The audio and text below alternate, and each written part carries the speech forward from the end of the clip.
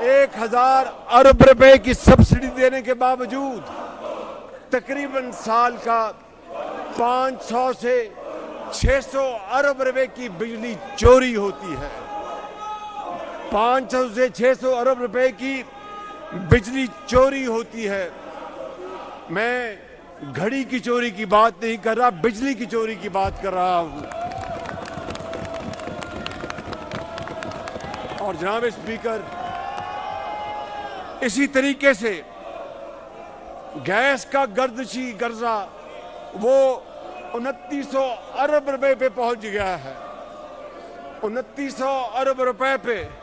और उसकी वजह महंगी एलएनजी और गैस चोरी और गैस की डिस्ट्रीब्यूशन का निज़ाम, तफसील में मैं नहीं जा रहा।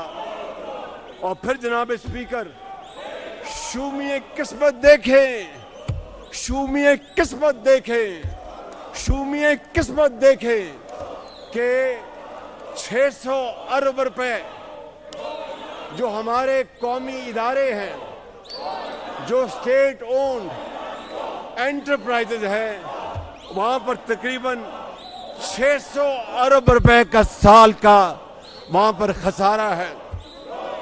क्या ये कौम, गरीब कौम, ये बर्दाश्त कर सकती है?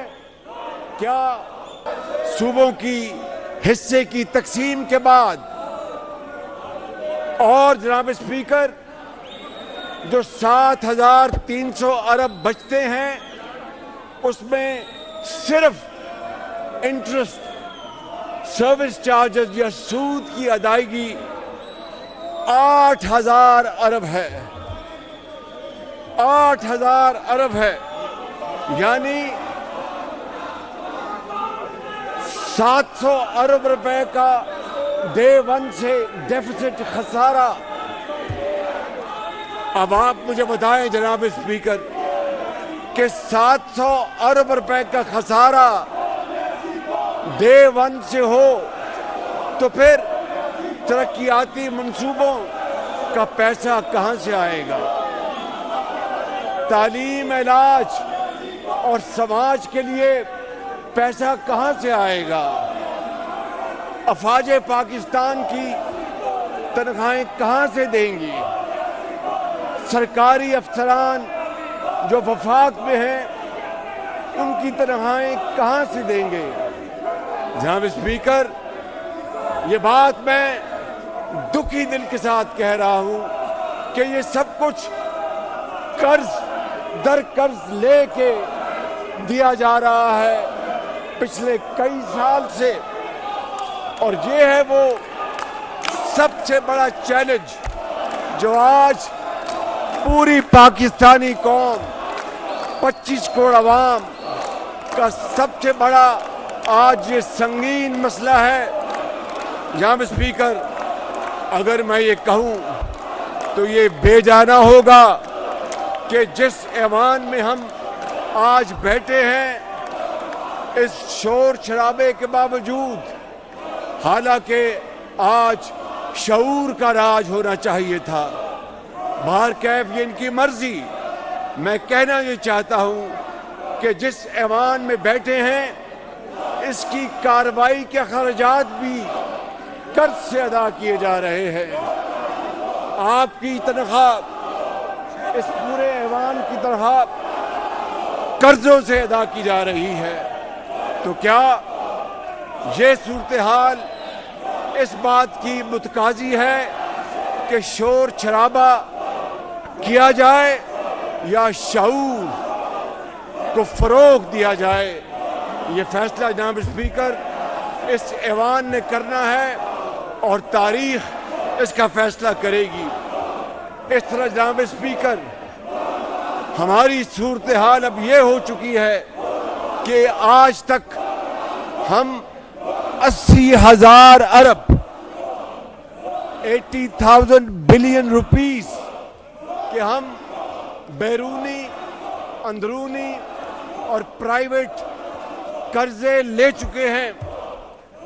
क्या इस सूरत हाल में एक अजीम एटमी कुव्वत वाला पाकिस्तान अपने वजूद को اس قرضوں کے بوجھ کے بعد برقرار رکھ سکتا ہے، ضرور رکھے گا کہ اگر ہم نے مل کر فیصلہ کر لیا کہ ہمیں اب ڈیپ سرجری کرنی ہے، ہمیں نظام میں انقلابی تبدیلیاں لانی ہیں، ہم نے مختلف شعبوں میں بنیادی ریفارمز لانی ہیں، اور مجھے اس میں کوئی شک نہیں کہ جناب محمد نواز شریف اور جناب پریزیڈنٹ آصف زرداری اور جناب بلاول زرداری بھٹو صاحب اور میرے باقی پارٹی کے زعماء اس بات پر مکمل اتفاق کریں گے کہ یا تو ہم قرضوں کی زندگی سے جان چھڑا لیں، یا پھر خدا نخواستہ جس طرح محکوم قومیں ہوتی ہیں سر جھکا کے ہم اپنے آپ کو چلائیں۔ یہ ممکن نہیں ہے، ایسا نہیں ہو سکتا۔ انشاءاللہ ہم مل کر پاکستان کو عظیم بنائیں گے اور سر فخر سے بلند کر کے آگے چلیں گے۔ جناب اسپیکر، اسی طریقے سے میں یہ گزارش کرنا چاہتا ہوں کہ ایک اور کانٹوں بھرا جو چیلنج ہے وہ بجلی کے ہوش ربا قیمتوں میں اضافہ ہے۔ آپ جانتے ہیں کہ گردشی قرضہ اس وقت بجلی کا 2300 ارب پہنچ چکا ہے، 2300 ارب، اور سادہ الفاظ میں 3800 ارب روپے کی بجلی ترسیل ہوتی ہے، یعنی مہیا کی جاتی ہے، مگر وصولی صرف 2800 ارب روپے۔ 1000 ارب روپے کا گیپ ہے، 1000 ارب روپے، جو کہ آج کے ریٹ کے مطابق تقریباً 3.5 ارب ڈالر بنتا ہے۔ کیا یہ غریب قوم اس انتہائی بے دردی سے گورننس کی متحمل ہو سکتی ہے؟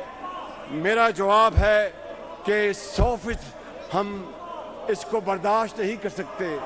اندازہ کریں کہ 1000 ارب روپے صوبہ سندھ، صوبہ بلوچستان، صوبہ کے پی، صوبہ پنجاب، گلگت بلتستان اور کشمیر میں آپ درجنوں دنیا کے شاندار ہسپتال بنا سکتے ہیں، آپ درجنوں دنیا کی بہترین یونیورسٹیاں بنا سکتے ہیں، غریب اور مجبور کو دوائی مفت مہیا کر سکتے ہیں، اور دیہاتوں میں سب انقلاب لا سکتے ہیں، اور کروڑوں نوجوان بچے اور بچیوں کو آئی ٹی کی تعلیم سے بہرہور کر سکتے ہیں، اور کارخانے اور صنعتیں اس کا چاروں صوبوں میں جال بچھا سکتے ہیں۔